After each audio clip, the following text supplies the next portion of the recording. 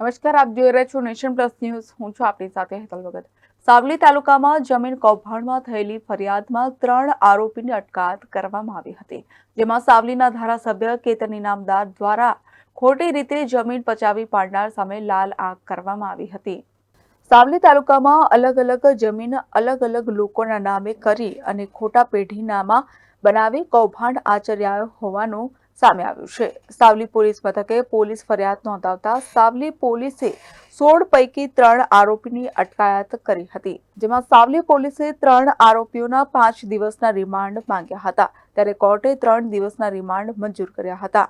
Remand પૂર્ણ થતા Savli police કોર્ટમાં આરોપીને રજૂ કરશે. Bureau report, nation plus news, Savli.